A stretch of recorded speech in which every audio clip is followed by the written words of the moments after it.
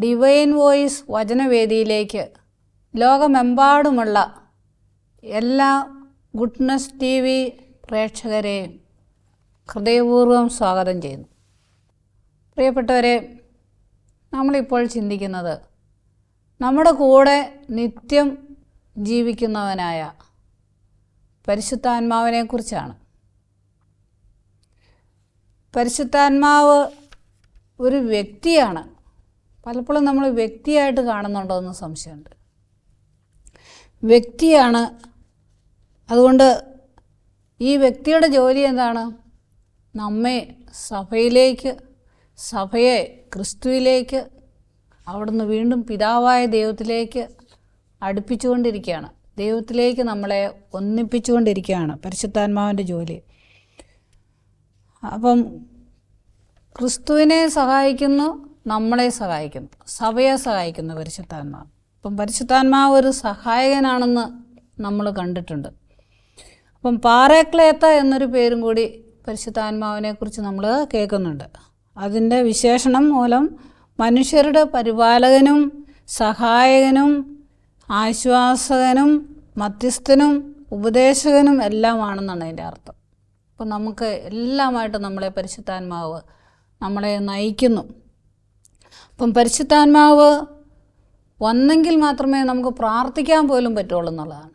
നമ്മൾ ദൈവത്തോട് പ്രാർത്ഥിക്കുന്നുണ്ട്, പക്ഷേ എങ്ങനെ പ്രാർത്ഥിക്കും, എന്ത് പ്രാർത്ഥിക്കണമെന്ന് നമ്മൾ പലപ്പോഴും തോറ്റുപോകുന്നുണ്ട് അതിൽ. കാരണം ദൈവത്തിൻ്റെ ഹിതമനുസരിച്ചാണ് പരിശുദ്ധാത്മാവ് പ്രാർത്ഥിക്കുന്നത്. റോമ 8:23 പറയുന്നുണ്ട് എന്ത് പ്രാർത്ഥിക്കണം, എങ്ങനെ പ്രാർത്ഥിക്കണമെന്ന്. ദൈവത്തിൻ്റെ ഹിതമനുസരിച്ച് നമ്മുടെ പ്രാർത്ഥനയെ എടുത്ത് ദൈവസന്നിധിയിൽ എത്തിക്കുന്നു പരിശുദ്ധാത്മാവ്. നമ്മൾ ചോദിക്കുന്നതെല്ലാം കിട്ടുന്നില്ലെങ്കിൽ അതിൻ്റെ കാരണം എന്താണ്? അത് ദൈവഹിതമനുസരിച്ച് അല്ലാതെ വരുന്നത് കൊണ്ടാണ്. അപ്പം പരിശുദ്ധാത്മാവിനെ കൂട്ടുവിളിച്ചാൽ അത് ദൈവഹിതം പോലെ സഹായിക്കും. നമ്മൾ ചിലപ്പോഴൊക്കെ കുടുംബങ്ങളിൽ ചില അമ്മച്ചിമാരുണ്ടല്ലോ അല്ലേ, അവർക്കറിയാം ഒരു കാര്യം അപ്പനോട് ചോദിച്ചാൽ എങ്ങനെ ചോദിച്ചാലും അത് കിട്ടുന്നതെന്ന് അല്ലേ. മക്കൾ അത് പറഞ്ഞു തരും, അല്ല ഇങ്ങനെ ചോദിക്കുന്നു പറഞ്ഞു തരും എന്ന് പറഞ്ഞതുപോലെ പരിശുദ്ധാത്മാവ് നമ്മുടെ ജീവിതത്തിൽ അങ്ങനെ എന്ത് പറയണം, എങ്ങനെയാണ് പ്രാർത്ഥിക്കേണ്ടത് മക്കളെ, ഇങ്ങനെയാണ് പ്രാർത്ഥിക്കേണ്ടതെന്ന് പരിശുദ്ധാത്മാവ് നമ്മളെ പഠിപ്പിച്ചു തരും. അതുപോലെ എഫേസ്യർ 4:30 പറയുന്നുണ്ട്, രക്ഷയുടെ ദിനത്തിനു വേണ്ടി നിങ്ങളെ മുദ്രിതമാക്കിയ ദൈവത്തിൻ്റെ പരിശുദ്ധാത്മാവിനെ ദുഃഖിപ്പിക്കരുത്. എന്തിനാ പരിശുദ്ധാത്മാവ്? നമ്മൾക്കൊക്കെ രക്ഷ നൽകാനാണ്. രക്ഷയുടെ പാതയിലൂടെ നമ്മളെ നയിക്കുകയാണ് പരിശുദ്ധാത്മാവ് ചെയ്യുന്നത്. അപ്പോൾ നമുക്കൊക്കെ സുഖമായ ജീവിതം നൽകുന്നതിന് വേണ്ടി പരിശുദ്ധാത്മാവ് നമ്മളെയൊക്കെ നയിക്കുന്നു. അപ്പം പരിശുദ്ധാത്മാവിനെ തന്നുകൊണ്ട് പരിശുദ്ധാത്മാവിൽ നമ്മളെ സ്നാനപ്പെടുത്തിക്കൊണ്ട് നമ്മളിലുള്ള എല്ലാ കുറവുകളും പാപങ്ങളും ആന്തരിക മുറിവുകളും എല്ലാം സൗഖ്യപ്പെടുത്തി നമ്മളൊക്കെ ദൈവ പൈതങ്ങളാക്കി നമ്മളെ മാറ്റുകയാണ് പരിശുദ്ധാത്മാവ് ചെയ്യുന്നത്. ദൈവത്തിൻ്റെ പുത്രന്മാരും പുത്രികളുമാക്കി മാറ്റുകയാണ്. ഒരു പൈതങ്ങളെപ്പോലെ, ശിശുക്കളെപ്പോലെ ആ സ്വാതന്ത്ര്യം പരിശുദ്ധാത്മാവ് നമ്മളെ സ്നാനപ്പെടുത്തി കഴിയുമ്പോഴാണ് നമുക്ക് ലഭിക്കുന്നത്. അതുകൊണ്ട് ഈ പരിശുദ്ധാത്മാവിൻ്റെ ഇഷ്ടമനുസരിച്ച് നമ്മൾ പോകാതെ വരും. പരിശുദ്ധാത്മാവ് നമ്മളെ നോക്കി കരയും. നമുക്ക് ഒത്തിരി കണ്ണുനീരുണ്ടല്ലേ, എന്നാൽ പരിശുദ്ധാത്മാവ് നമ്മളെ നോക്കി കരയുന്നുണ്ടോ എന്ന് നമ്മൾ ചിന്തിക്കുന്നത് നല്ലതാണ്. അപ്പം പരിശുദ്ധാത്മാവ് നമുക്ക് പല രീതിയിലൂടെ പ്രവർത്തിക്കുന്നതൊക്കെ നമ്മൾ കണ്ടു കഴിഞ്ഞതാണ്. അപ്പം പരിശുദ്ധാത്മാവ് ഒരു അഡ്വക്കേറ്റാണെന്നാണ് പറഞ്ഞത്.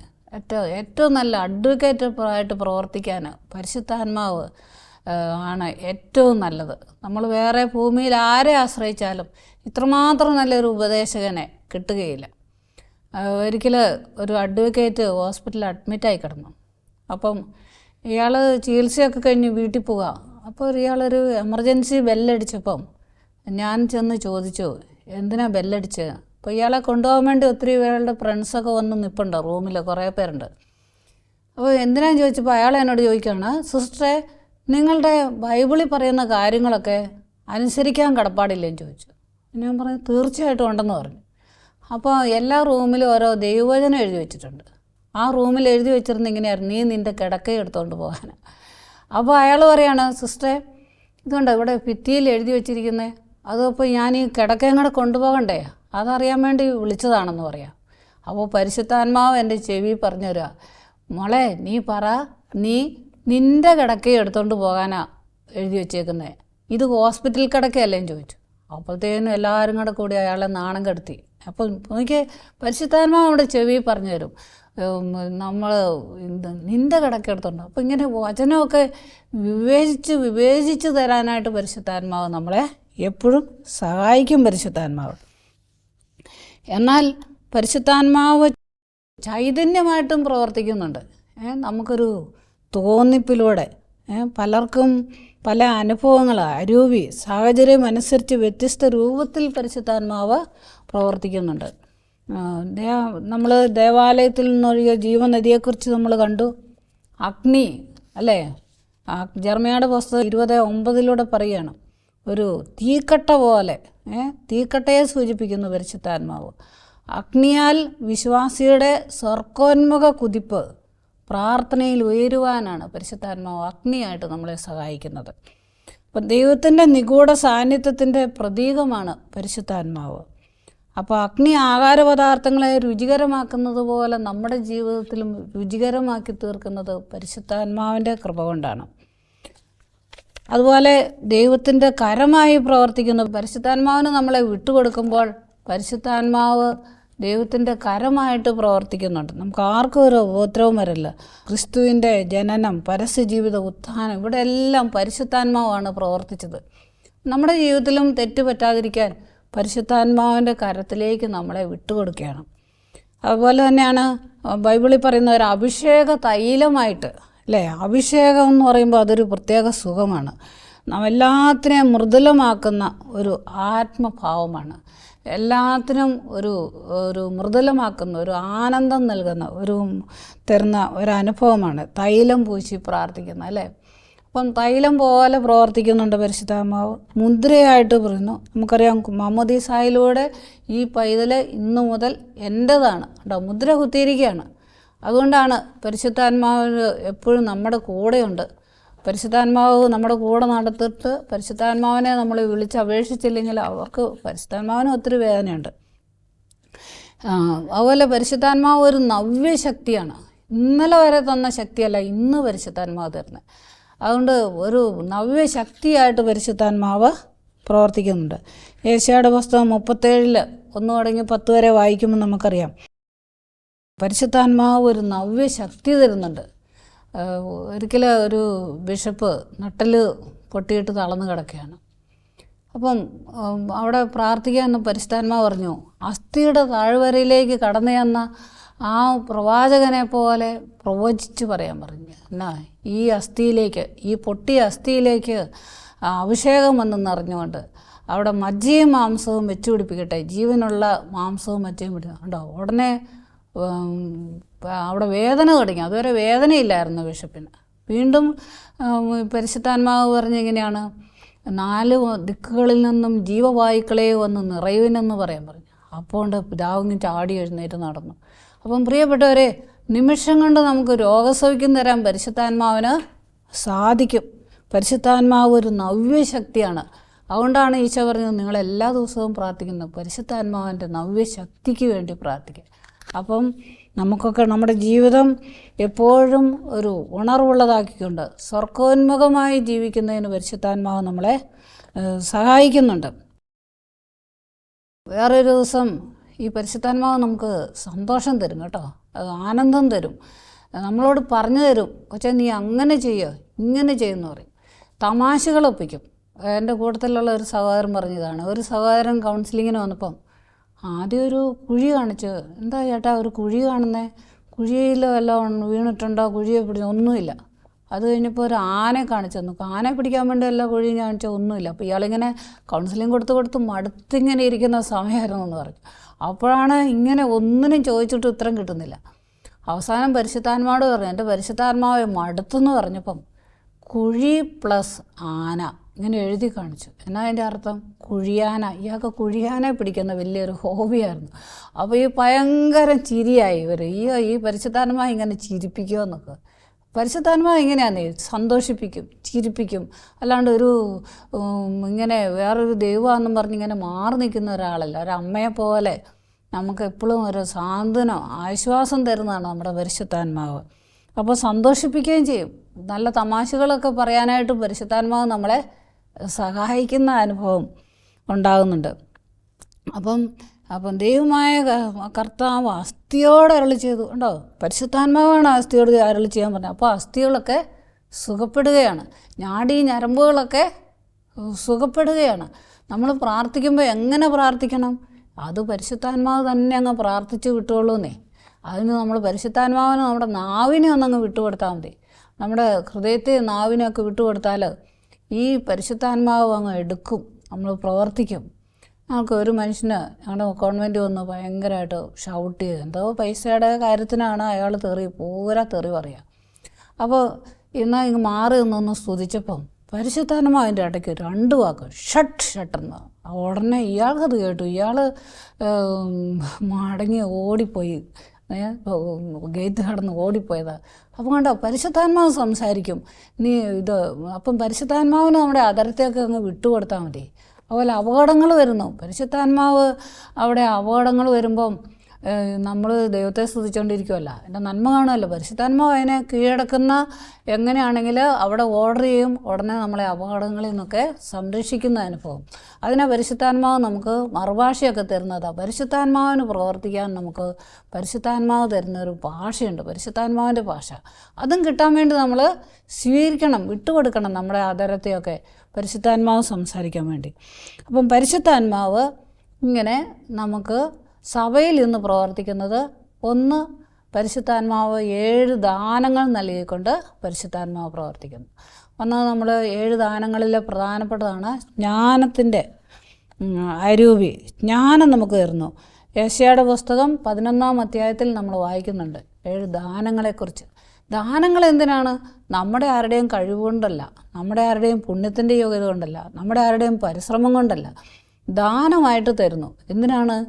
ദൈവത്തിൻ്റെ സ്നേഹം രുചിച്ചറിയാൻ, ദൈവിക പദ്ധതികളൊക്കെ നമുക്ക് ഗ്രഹിക്കുവാനായിട്ട്. ദൈവം ജ്ഞാനത്താലാണ് പ്രപഞ്ചത്തെ സൃഷ്ടിച്ചെങ്കിൽ ഈ പ്രപഞ്ചത്തിൻ്റെ രഹസ്യങ്ങളൊക്കെ നമുക്ക് അനുഭവം തരാൻ. അപ്പം നമ്മളോടെല്ലാം പറഞ്ഞിരിക്കുന്നത്, നിങ്ങൾ ആദത്തിനോടും ഹവ്വായോടും പറഞ്ഞു നിങ്ങൾ കീഴടക്കുവിൻ. അപ്പം നമ്മുടെ കീഴിലായിരിക്കണം പ്രകൃതിയെല്ലാം, അല്ലേ?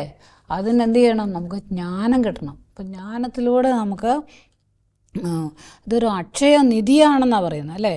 അപ്പം കർത്താവിനെക്കുറിച്ചുള്ള ജ്ഞാനം കൊണ്ട് നിറയുമെന്ന് പറയുന്നുണ്ട്. എൻ്റെ വിശുദ്ധഗിരിയിൽ ആരും ദ്രോഹമോ നാശമോ ചെയ്യില്ല, സമുദ്രം ജലം കൊണ്ടെന്ന പോലെ ഭൂമി കർത്താവിനെക്കുറിച്ചുള്ള ജ്ഞാനം കൊണ്ട് നിറയും. ഇത് ദൈവത്തിൻ്റെ ഒരു വാഗ്ദാനമാണ്. ഇത് മനുഷ്യർക്കൊരു അക്ഷയ നിധിയാണ്, അനർഘരത്നമാണ്. അതിനോട് തുല്യതപ്പെടുത്താൻ ലോകത്തിലൊന്നും ഇല്ലെന്നാണ് പറയുന്നത്. അവളുടെ പിൻപിൽ സ്വർണം മണൽത്തരി പോലെയാണെന്നാണ് പറഞ്ഞേക്കുന്നത്. അവളുടെ കാന്തി ഒരിക്കലും ക്ഷയിക്കുകയില്ല. തേജസ്സുറ്റതാണ് ജ്ഞാനം. ജ്ഞാനം സിദ്ധിച്ചവർ ദൈവത്തിൻ്റെ സൗഹൃദം നേടുന്നു. അവളുടെ പ്രബോധനം അതിന് യോഗ്യരാക്കുന്നു. ദൈവം സകലതും രൂപപ്പെടുത്തിയ ജ്ഞാനത്താലാണ്. അവളുടെ ചൈതന്യം വിവേകമുള്ളതാണ്, വിശുദ്ധമാണ്, അതുല്യമാണ്. ഒന്നിനും അവളോട് തുല്യതപ്പെടുത്താൻ ഈ ഭൂമിയിലില്ല. അത് ബഹുമുഖമാണ്, ഒത്തിരി രീതിയിലൂടെയാണ്, സൂക്ഷ്മമാണ്, ചലനാത്മകമാണ്. ഒരു കാര്യം ഉത്തരം എല്ലാം സൂക്ഷ്മമായിട്ട് ക്ലിയറായിട്ട് പരിശുദ്ധാത്മാവ് നമ്മളിലൂടെ പറയിപ്പിക്കാൻ. അതിനെല്ലാം നമ്മൾ പരിശുദ്ധാത്മാവ് ജ്ഞാനം കിട്ടിയാൽ മതി. ജ്ഞാനം കിട്ടിയാൽ നമുക്ക് ഒത്തിരി വിലപ്പെട്ട കാര്യങ്ങൾ നമുക്ക് ചെയ്യാൻ പറ്റും. അപ്പം ദൈവം എന്തിനേക്കാളുപരി സ്നേഹിക്കുന്നത് ഒരു ജ്ഞാനിയാണെന്ന് പറഞ്ഞു. അപ്പം നമ്മൾ ഈ ഭൂമിയിൽ കോടാനുകോടി സമ്പത്ത് സമ്പാദിച്ചാലും ഒരു അല്പം ജ്ഞാനത്തോട് തുല്യമാകുകയില്ല.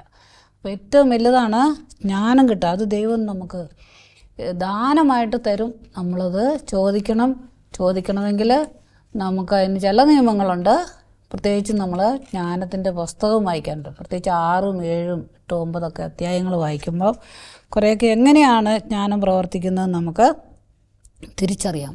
സോളമൻ രാജാവാക്കി കഴിഞ്ഞപ്പോൾ സോളമൻ രാജാവ് പറഞ്ഞു, കർത്താവേ, വിശുദ്ധ സ്വർഗത്തിൽ നിന്ന് അങ്ങയുടെ മഹത്വത്തിൻ്റെ സിംഹാസനത്തിൽ നിന്ന് ജ്ഞാനത്തെ അയച്ചു തരണമേ. അങ്ങ് ജ്ഞാനത്തെയും അങ്ങയുടെ പരിശുദ്ധാത്മാവിനെയും ഉന്നതത്തിൽ നിന്ന് നൽകിയില്ലെങ്കിൽ അങ്ങയുടെ ഹിതം ആരറിയും? കേട്ടോ, ശരിക്കുള്ള അധികാരികൾ ഇങ്ങനെയാണ് ചെയ്യുന്നത്, ജ്ഞാനികളാകണം.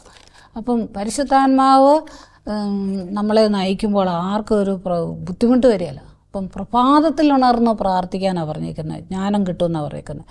പിന്നെ ശിക്ഷണം കിട്ടാനായിട്ട് നമ്മൾ ആഗ്രഹിക്കണം കേട്ടോ. ജ്ഞാനത്തിൻ്റെ ആദ്യപടി എൻ്റെ കുറവുകളൊക്കെ മറ്റുള്ളവർ പറഞ്ഞു തരണം, അല്ലെങ്കിൽ ഗ്രഹിപ്പിക്കണം. അങ്ങനെ എന്നെ തന്നെ തിരുത്തണം. അതാണ് നമ്മൾ ആഗ്രഹിക്കുന്നവർക്കൊക്കെ ഈ ജ്ഞാനം കിട്ടുമെന്നാണ് പറയുന്നത്.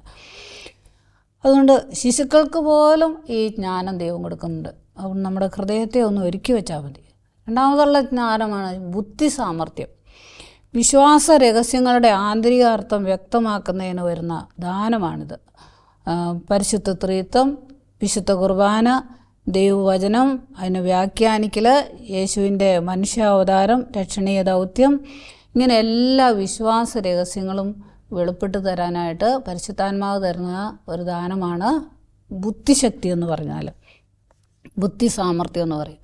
അടുത്തതാണ് ആത്മശക്തി. വളരെ പ്രയാസമേറിയ കാര്യങ്ങൾ പോലും സന്തോഷപൂർവ്വം ചെയ്യാൻ മനസ്സിന് പരിശുദ്ധാത്മാവ് ശക്തിയും പ്രേരണയും നൽകുന്നു. അപ്പം പുതിയ പുതിയ വെളിപ്പെടുത്തലുകൾ, എന്തെല്ലാം പ്രതിസന്ധികൾ വന്നാലും ദൈവീകതമനുസരിച്ച് പിടിച്ചു നിൽക്കണമെങ്കിൽ ഈ ആത്മശക്തി വേണം. അതുപോലെയാണ് നമ്മൾ പരിശുദ്ധാത്മാവിൻ്റെ ആലോചന ചോദിക്കുക. എന്തും ദൈവത്തോട് ചോദിച്ച് അതനുസരിച്ച് പ്രത്യുത്തരമനുസരിച്ച് ചെയ്യാനുള്ള ഒരു കൃപ, ആലോചന ചോദിക്കണം. പിന്നെ അറിവ്, പരിശുദ്ധാത്മാവ് വരുന്ന ദാനത്തിൻ്റെ വേറൊന്നാണ് അറിവ് തരിക. അതായത് ദൈവത്തിൻ്റെ അറിവിൻ്റെ ഒരംശം ദൈവം നമുക്കും തരുന്നുണ്ട്. സൃഷ്ടവസ്തുക്കളെക്കുറിച്ച്, സൃഷ്ടാവിനെക്കുറിച്ചുള്ള ബന്ധം, ഇതെല്ലാം ചെറിയൊരംശം ദൈവം നമുക്ക് തരുമ്പോഴാണ് നമുക്ക് പ്രാർത്ഥിക്കാൻ ഇഷ്ടം തോന്നുന്നത്, ദൈവത്തിൽ ചരിക്കാൻ ഇഷ്ടം തോന്നുന്നത്. മറ്റുള്ളവരിലുള്ള എല്ലാത്തിനും ഒരു അറിവുണ്ട്. മനുഷ്യൻ്റെ അന്തർഗതങ്ങളെയും ജീവിത സാഹചര്യങ്ങളെയും മനസ്സിലാക്കാൻ ദൈവേഷ്ടം അറിയുന്നതിനും പരിശുദ്ധാത്മാവ് വഴി നൽകപ്പെടുന്നതാണ് ഈ അറിവെന്ന് പറയുന്നത്. അപ്പം ദൈവത്തിൻ്റെ നിഗൂഢമായ അറിവിൻ്റെ ഒരംശം നമുക്കും കിട്ടണം അല്ലേ. അപ്പം ദൈവം എല്ലാം വെളിപ്പെടുത്തി തരും മനുഷ്യന്. പിന്നെ ഭക്തി ഉണ്ടാകുന്നു.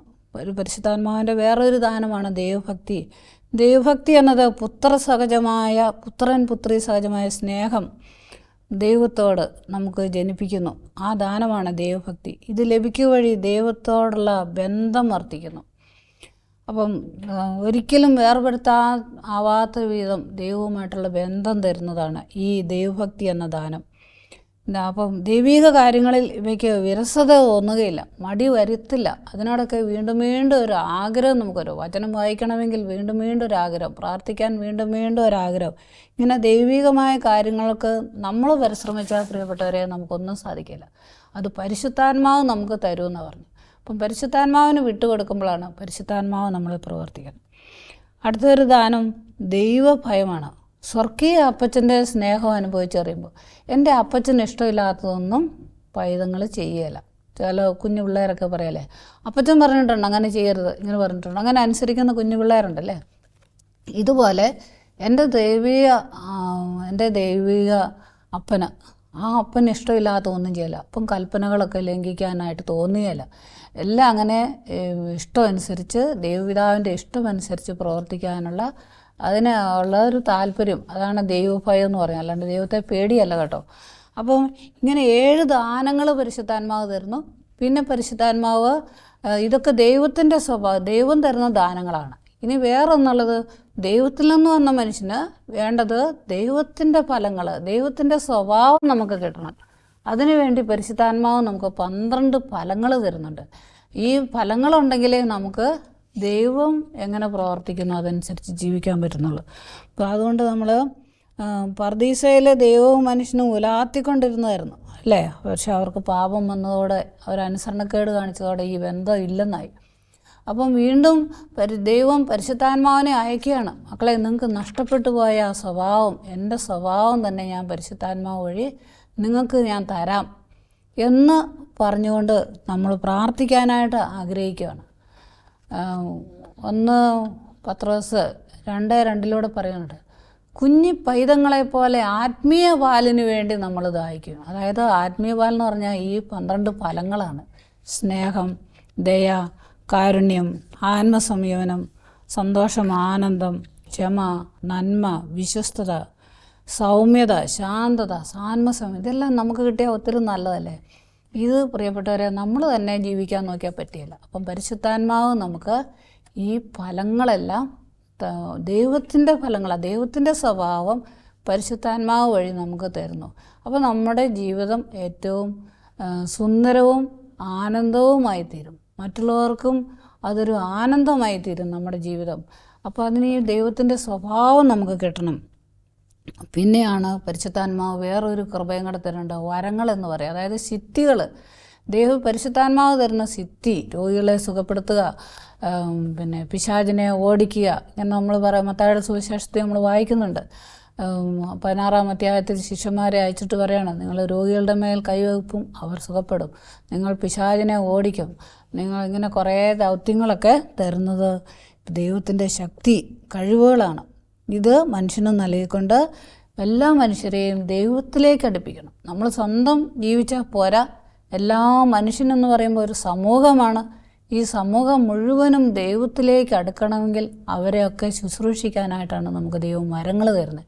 അപ്പം വരങ്ങളില്ല ഫലങ്ങൾ മതി എന്ന് പറഞ്ഞാൽ ഞാൻ സ്വാർത്ഥനായ മനുഷ്യൻ, എന്നെക്കൊണ്ട് ആർക്കും ഒരു കുഴപ്പം വരികയില്ല. ഇതല്ല, നമ്മൾ മറ്റുള്ളവർക്ക് വേണ്ടി, മറ്റുള്ളവരുടെ ഉന്നതിക്ക് വേണ്ടി പ്രവർത്തിക്കണം. അവരുടെ ഉയർച്ചയ്ക്ക് വേണ്ടി പ്രവർത്തിക്കുമ്പോഴാണ് നമ്മുടെ ജീവിതം സന്തോഷമാകുന്നത്. അതുകൊണ്ട് പ്രിയപ്പെട്ടവരെ, ഈ 3 തലത്തിലൂടെയും പരിശുദ്ധാത്മാവ് ഇന്ന് സഭയിൽ പ്രവർത്തിക്കുകയാണ്. നമുക്ക് യാചിക്കാം. നമ്മൾ ചിലപ്പം എനിക്കത് വേണ്ടെന്നൊക്കെ പറഞ്ഞു കാണും, അറിവില്ലാതെയൊക്കെ ചെയ്തു കാണും. അതുകൊണ്ട് നമുക്ക് അതിനോടെല്ലാം മാപ്പ് ചോദിച്ചിട്ട് നമുക്ക് ഒരു നിമിഷം നമ്മളെ തന്നെ പരിശുദ്ധാത്മാവിനൊന്ന് വിട്ടുകൊടുക്കാം.